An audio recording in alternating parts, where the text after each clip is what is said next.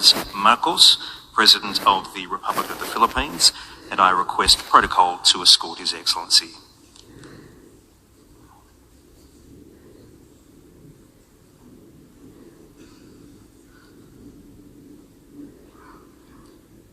On behalf of the General Assembly, I have the honour to welcome His Excellency Ferdinand Romualdez Marcos, President of the Republic of the Philippines, and to invite him to address the Assembly. Mr. President, Excellencies, I am Ferdinand Marcos, and I am the President of the Republic of the Philippines. I stand today on behalf of 110 million Filipinos. At this time of crisis and opportunity, I bring with me the spirit of their enduring commitment to the ideals of our United Nations. This commitment is reflected in our solid contributions to the cause of peace and of justice. By shepherding the Manila Declaration of 1982, we helped affirm that differences should only be resolved through peaceful means. By reinforcing the predictability and stability of international law, particularly the 1982 United Nations Convention on the Law of the Sea, we provided an example of how states should resolve their differences through reason and through right. These two contributions provide useful guidance for our time, for amidst challenging global tides, an important ballast stabilizes our common vessel. That is our open, inclusive, and rules-based international order that is governed by international law and informed by the principles of equity and of justice. As I have underscored, the Philippines shall continue to be a friend to all and an enemy of none. This world order traces its roots to 77 years ago.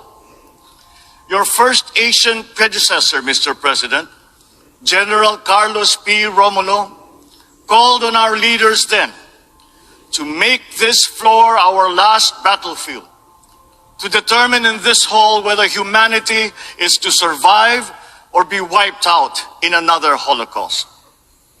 Our peoples chose survival. They chose cooperation. They chose peace. And by doing so, they made history. Today, history once again calls to us to make these choices. We are confronted by tectonic shifts that will inform the ebb and flow of this coming century.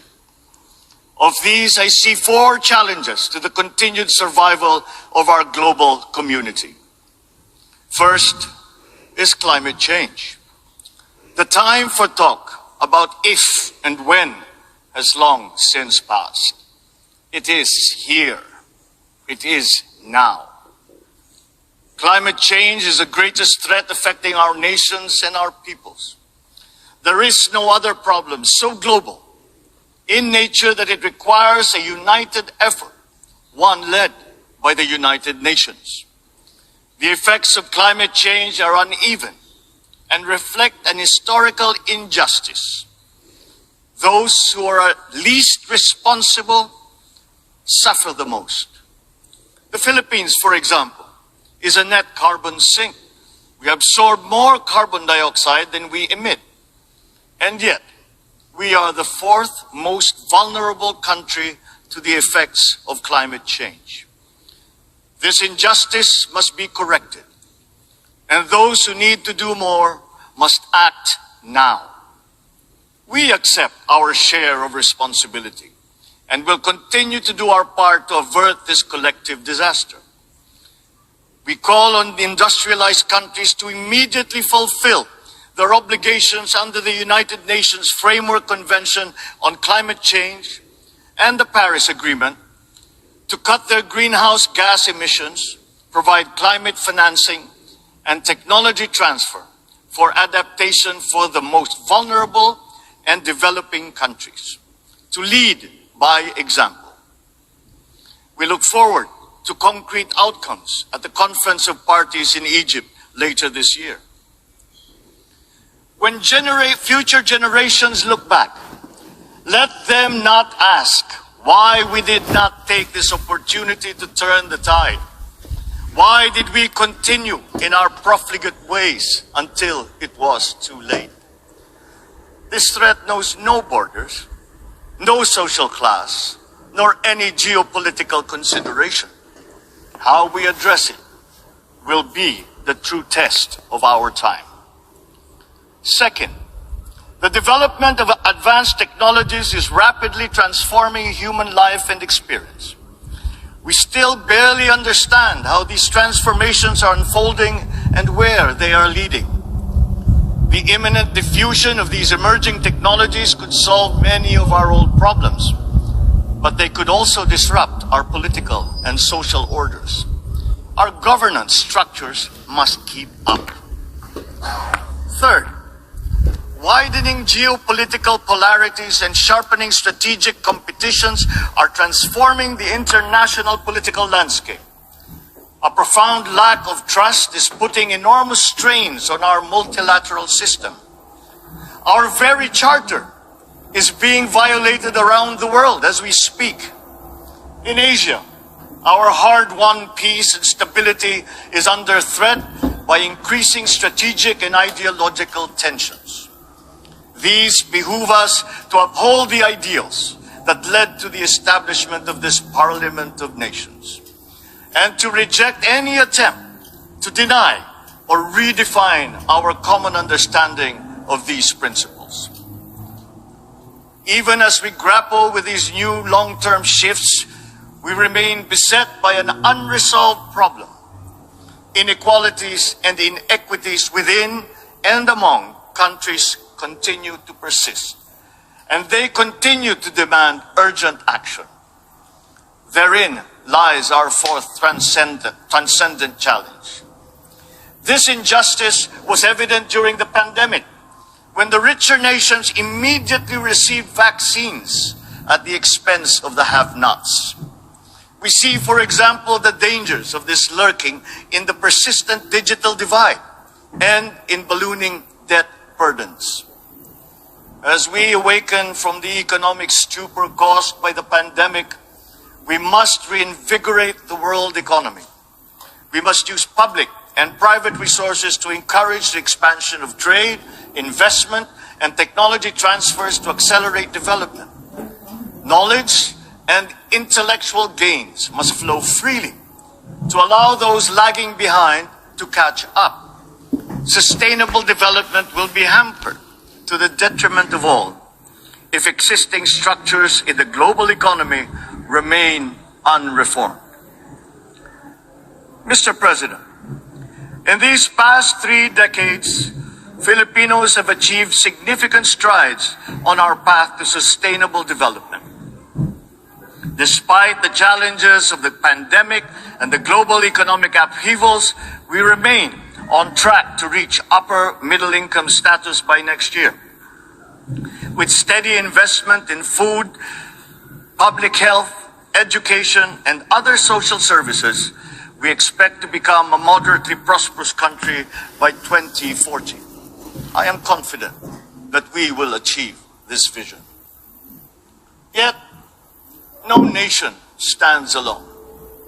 The achievement of our national ambition requires a global environment that creates conditions that allow all nations, including ours, to thrive in peace. We need the United Nations to continue to work. And we, the Philippines, are determined to be part of that solution. The Philippines did not hesitate to donate to the COVAX facility that helped provide vaccines in many parts of the developing world.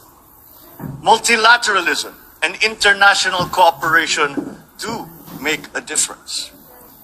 Filipino health workers were at the front lines in many countries to curb the spread of the virus, risking and oftentimes sacrificing their own lives to save those of others. We have always been an optimistic and courageous nation. Despite the enormity of these challenges, we believe that solutions are within our collective grasp. You, Mr. President, have already identified 3 tools that are at our disposal. First, solidarity. We need to reaffirm the wisdom of the founders of our United Nations. This means transcending our differences and committing to ending war, upholding justice, respecting human rights, and maintaining international peace and security. Nuclear weapons continue to pose an existential threat despite our efforts to build norms that resoundingly prohibit them. We must reject the notion of deterrence and remain committed to decreasing the global stockpile of these weapons. At the same time, we must also address the scourge of the proliferation of all weapons, be they small arms, light weapons, or improvised explosive devices. Our work must also focus on ensuring that the international system remains fair, not only for all states, but more importantly, for all peoples. This system must work for the most vulnerable, especially the marginalized, migrants, refugees. The world has witnessed the enduring contribution of migrants in the fight against this pandemic. We still dream of an end to the disturbing incidents of racism, of Asian hate, of all prejudice. The Philippines United Nations Joint Program on Human Rights is an example of a constructive approach that puts our people, not our politics, at the center of this work. It provides a model for revitalizing the structures that facilitates solidarity between the United Nations and the sovereign duty bearer. Our continued solidarity will also benefit from a reformed and more inclusive Security Council and an empowered General Assembly that can hold the Council to account. At the same time, the United Nations must forge ahead with its flagship tradition of global peacekeeping. My country's experience in building peace and forging new paths of cooperation can enrich the work of the Security Council, and to this end, I appeal for the valuable support of all UN member states for the Philippines' candidature to the Security Council for the term of 2027 to 2028. Our success in the Bangsamoro Autonomous Region of Muslim Mindanao in the south of the Philippines is a centerpiece of these efforts. The peace that we have forged after many decades of conflict among warring factions and clansmen demonstrates that unity is possible even in the most trying circumstances. Inclusive dialogue involving all stakeholders, including women, the youth, faith leaders, and civil society, conducted with patience and good faith, has produced a credible and solid foundation for self-government that paves the way for lasting peace and sustainable development. We take the same approach in Asia. The Philippines builds partnerships for peace and development through dialogue, including through interfaith and interreligious dialogue, especially through ASEAN. In the face of great diversity, we believe that partnerships form the bridge to unite all of us in promoting peace and stability in the Asia-Pacific region. Our global community is only as strong as we make it. We need to ensure that all nations, especially developing countries, are equipped with the tools they need to navigate the uncharted waters of this century. This requires a transformative development agenda. We therefore welcome the Summit of the Future next year as an opportunity to collectively roll up our sleeves and chart our common path. Second, sustainability. We must seek solutions that preserve our planet. These solutions must transcend our time and win the future for the succeeding generations. We crafted the 2030 Agenda for Sustainable Development as a platform of unity where our societies can build a future that is resilient and that is inclusive, where our people can be healthy, happy, and secure. This requires investment in food security, the fragility of which has been clearly demonstrated by the pandemic and the conflict in Ukraine. We need to take concrete steps towards a modern and resilient agriculture. For food is not just a trade commodity, nor is it just a livelihood. It is an existential imperative and a moral one.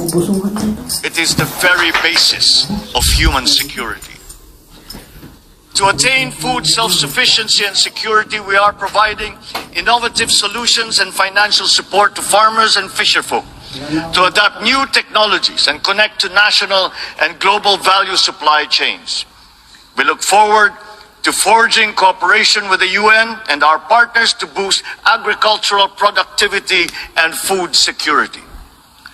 As hosts to 17 UN agencies, programs and funds, the Philippines strongly supports reforms to ensure that the UN development system delivers as one through its UN country team.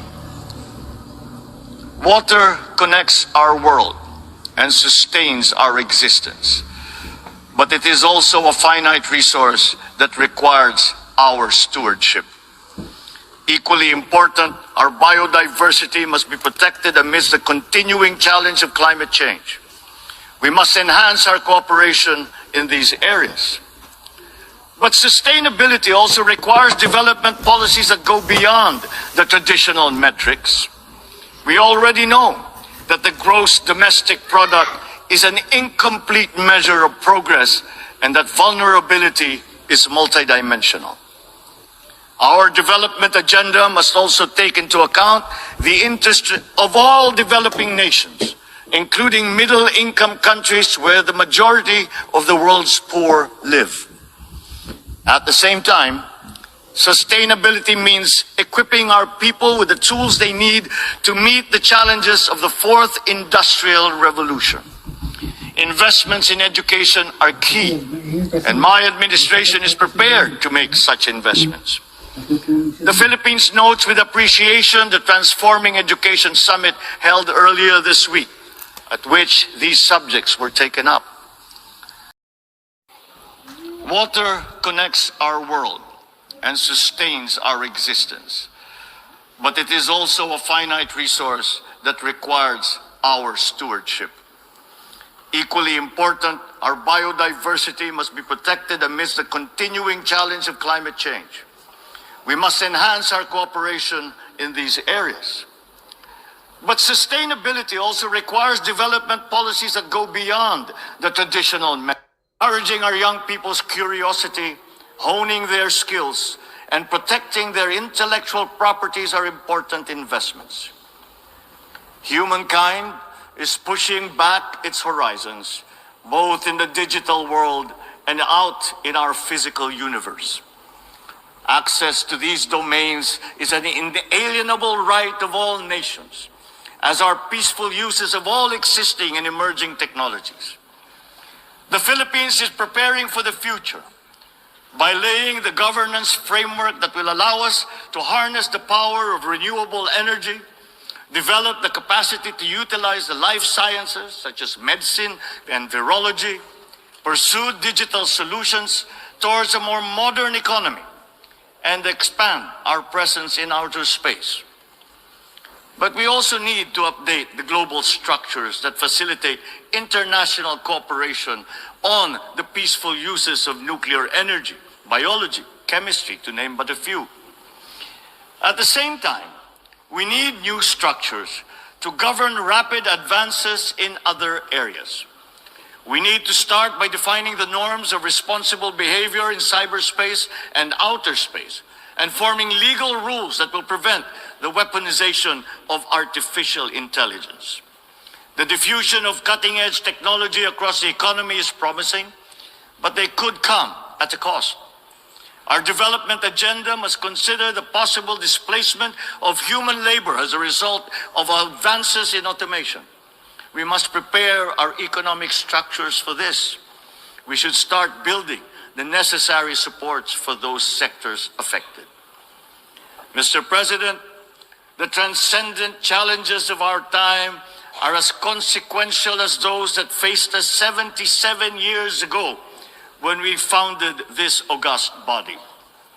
We are indeed at a watershed moment, one that requires a refounding of these, our United Nations.